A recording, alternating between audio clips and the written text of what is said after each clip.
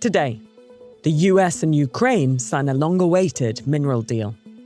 President Trump struggles to explain weak economic data. And Nigel Farage's populist Reform Party are hoping for big gains in English local elections.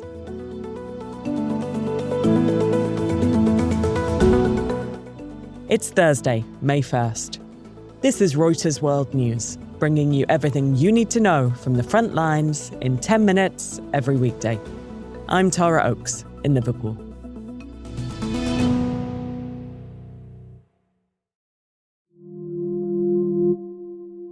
Ukraine and the United States have signed a minerals deal after months of sometimes fraught negotiations.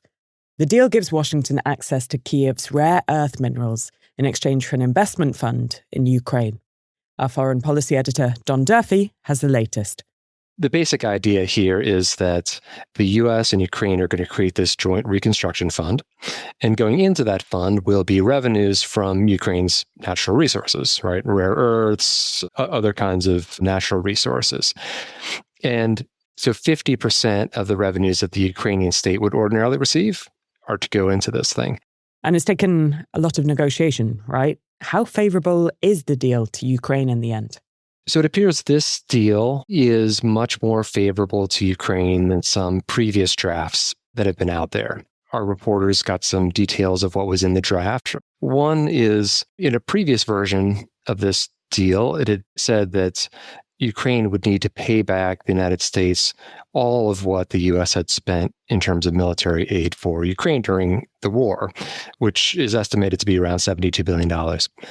The latest version apparently does not have that. It would just need to pay any U.S. military assistance going forward, which is a huge deal for Ukraine, obviously. Previous iterations also talked about Ukrainian gas infrastructure being part of the deal. That is not in the latest draft, apparently. Again, that's a really big thing. That's probably Ukraine's most valuable asset. And Ukraine's first deputy prime minister said in a social media post that this deal may also provide new assistance, for example, air defense systems for Ukraine.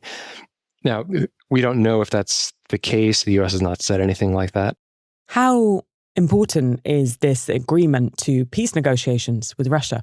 The way President Trump has framed it is that by having a deal between the United States and Ukraine that gives the U.S. a financial stake in Ukraine, that it therefore gives the U.S. an incentive to potentially defend Ukraine.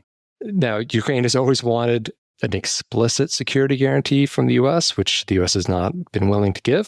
But Ukraine at least sees that this is the closest thing to an agreement that will bind the fates of the United States and Ukraine together as they continue to negotiate this deal with Russia.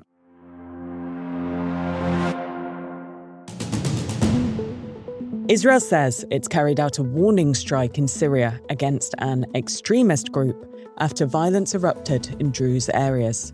Israel says it's following through on its promise to protect the minority sect, which has followers in Syria, Lebanon, and Israel.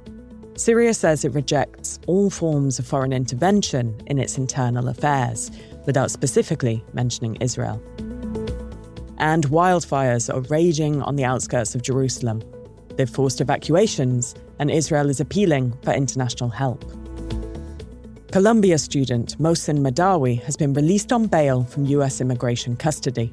Madawi is now able to challenge the government's effort to deport him for participating in pro-Palestinian protests. And conservatives on the US Supreme Court are signalling support for an effort to establish the first taxpayer-funded religious charter school in Oklahoma.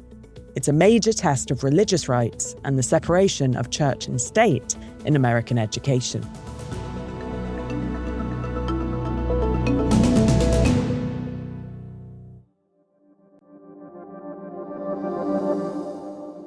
This is, you probably saw some numbers today. And I have to start off by saying that's Biden. That's not Trump. US President Donald Trump deflecting blame for weak economic data, which showed that the US economy shrank in the first quarter for the first time in 3 years. Trump and his aides have struggled to land on a message about the GDP number. I'm not taking credit or discredit for the stock market. I'm just saying that we inherited a mess. Our economics editor, Dan Burns, breaks down the numbers. We're seeing an unusual moment. The economy contracted in some ways because of a surge in spending on imports.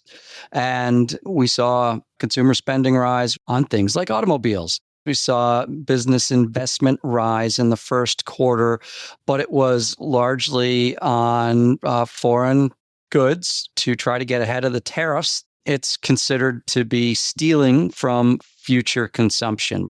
Trump says that this is the economy of former President Joe Biden and that it has nothing to do with his tariffs. Economists disagree with that assertion. This is a change that was driven by policy that did not exist prior to Trump returning to office in January. The economy over the last 2 years of Biden's presidency on a quarterly basis grew, and there was demonstrable momentum from that carried into this year. That was very evident in the data we saw. So is this an anomaly that's going to correct itself, or is the US heading for a recession? That's the big question. A lot of economists now think that the risk of a recession is higher. It broke a lot of historic patterns, though it's not a done deal. Until we really see this start to spill over into job losses and rising unemployment, most people think it means it slows growth, makes it choppy, but maybe doesn't bring it to a standstill or reverse it outright.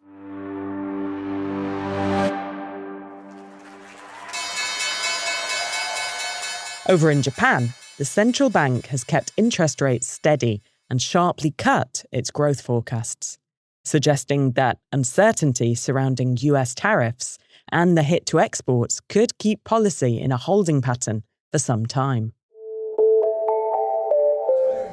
Nice to meet you. We saw each other a few years back when you were out. A fish and chip shop in the English port of Dover, and Nigel Farage meeting supporters.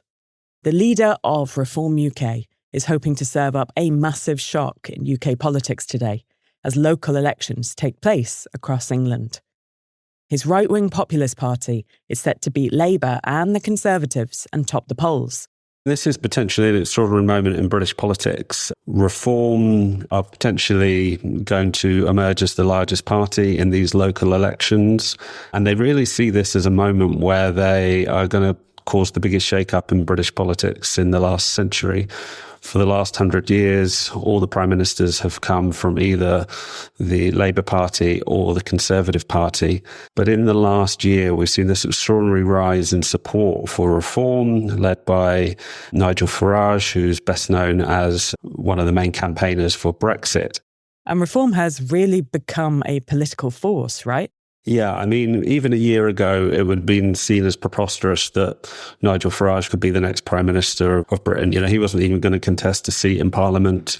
And now we're in a position where he's the betting odds favourite to be the next Prime Minister. They really see this as these local elections as a key moment, because if they do well, then they'll be able to build the kind of local infrastructure that will be really important when they get to the national elections. They'll have the kind of personnel on the ground who will be able to fight those kind of big national campaigns. How much does reform's messaging match that of MAGA in the United States?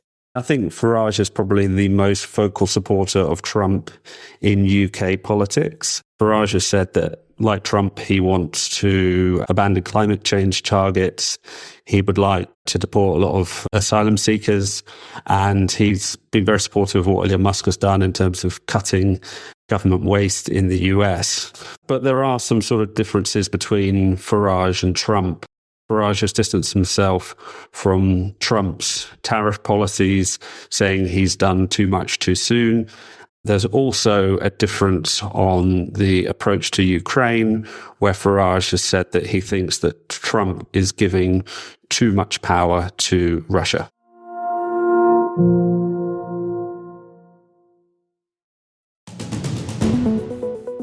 And for today's recommended read, looking ahead to Australia's weekend election.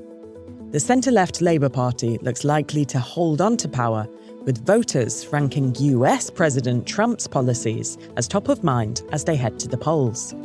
There's a link to the story in the pod description. For more on any of the stories from today, check out Reuters.com or the Reuters app. Don't forget to follow us on your favourite podcast player, and we'll be back tomorrow with our daily headline show.